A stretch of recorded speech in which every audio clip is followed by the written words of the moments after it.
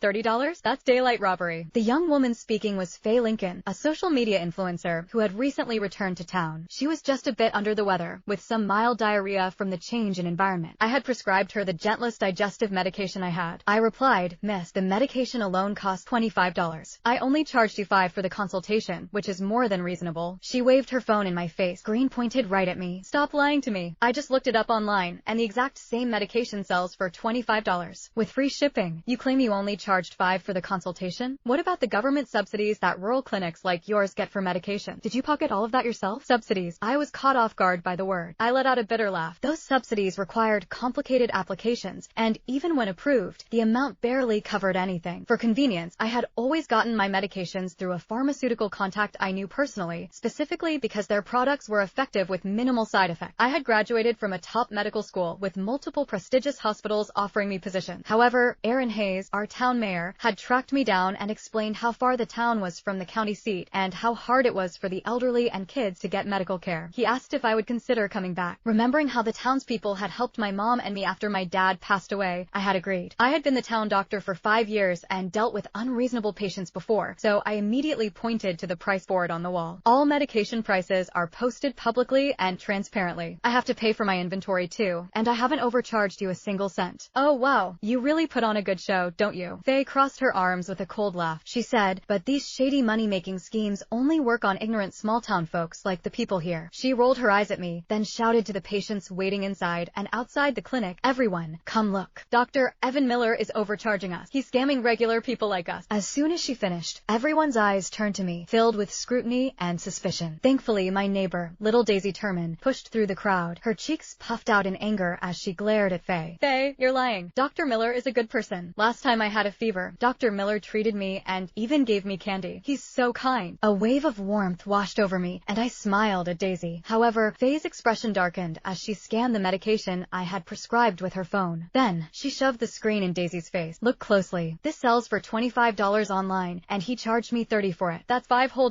extra. You little brat. One piece of candy and you're bought off. When you grow up, you'll be the type to get kidnapped by some stranger offering candy." Faye, Daisy's eyes immediately welled up with tears. "Watch your mouth," I said, my tone turning cold. I pointed out the issue with the image on her phone. "Look carefully. These are made by 2 different pharmaceutical companies. The one I prescribed has better purification processes and fewer side effects, which is why it costs more." Yet she acted as if she had just caught me in a lie, her smile growing even more smug. "Excuses. Online medical experts have already debunked claims like yours. The ingredients are the same, so how different can the effect be? You just want to make more money, don't you?" Chapter 2. Faye scrolled to a video where some self-proclaimed medical expert was ranting about how